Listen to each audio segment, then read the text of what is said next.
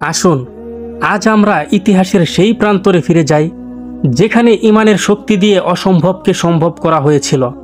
এটি এমন এক যুদ্ধের কাহিনী যা শুধু তরবারি দিয়ে নয়, বরং দোয়া ও আল্লাহর সাহায্যের উপর বিশ্বাস দিয়ে জিতা হয়েছিল।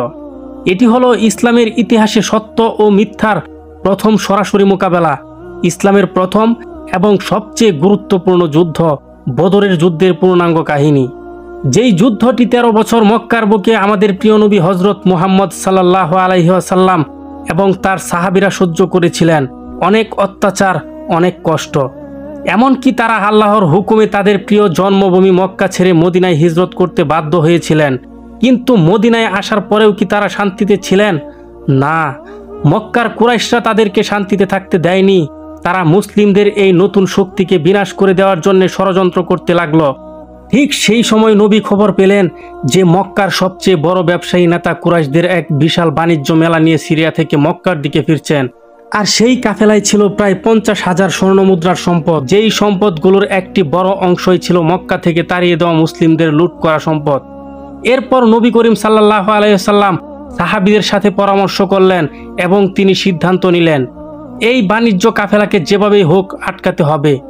এর উদ্দেশ্য যুদ্ধ করা ছিল না, উদ্দেশ্য ছিল কাফিরদের অর্থনৈতিকভাবে দুর্বল করে দেওয়া এবং মুসলিমদের হারানো সম্পদ কিছুটা হলেও ফিরিয়ে আনা। এই উদ্দেশ্যেই রমজান মাসের 8 তারিখে মাত্র 313 জন সাহাবীকে নিয়ে নবী করিম সাল্লাল্লাহু আলাইহি ওয়াসাল্লাম মদিনা থেকে বেরিয়ে পড়লেন। কিন্তু আবু সুফিয়ান ছিল অত্যন্ত চালাক। সে কোনোভাবে মুসলিমদের এই পরিকল্পনার খবর পেয়ে গেল এবং সাথে সাথেই দুটি কাজ করলো। প্রথমত, সে তার কাফেলার রাস্তা পরিবর্তন করে সমুদ্রের তীরবর্তী এক দুর্গম রাস্তা দিয়ে মক্কার দিকে পালিয়ে যেতে শুরু করলো। দ্বিতীয়ত, একজন লোককে পবিত্র মক্কায় পাঠিয়ে দিল এই খবর দিয়ে যে, ও হে কুরাইশ, দৌড়ে এসো, মুহাম্মদ এবং তার সঙ্গীরা তোমাদের বাণিজ্য কাফেলায় আক্রমণ করতে আসছে, তোমাদের সম্পদ রক্ষা করো। এই খবর মক্কায় পৌঁছানোর পর কুরাইশদের অহংকারে আগুন ধরে গেল। তারা ভাবল, এত সাহস, মক্কা থেকে বিতাড়িত হয়েও তারা আমাদের উপর আক্রমণ করার সাহস দেখাচ্ছে। এরপর তারাও মক্কার সবচেয়ে বড় বড় কাফির নেতাদের নিয়ে, যেমন আবু জাহেল, উতবা, সাইবা, তারা সবাই যুদ্ধের জন্য উন্মাদ হয়ে উঠল।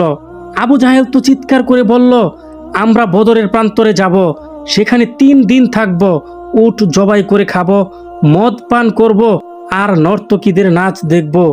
আরবের সকল গোত্র জানবে কুরাইশদের সাথে লাগার পরিণতি কি হয়। তাদের অহংকার তাদের এতটাই অন্ধ করে দিয়েছিল যে আবু সুফিয়ান যখন নিরাপদে মক্কায় পৌঁছে খবর পাঠালো কাফেলা বেঁচে গেছে, তোমরা ফিরে এসো, তখনও আবু জাহেল তা মানতে অস্বীকার করলো।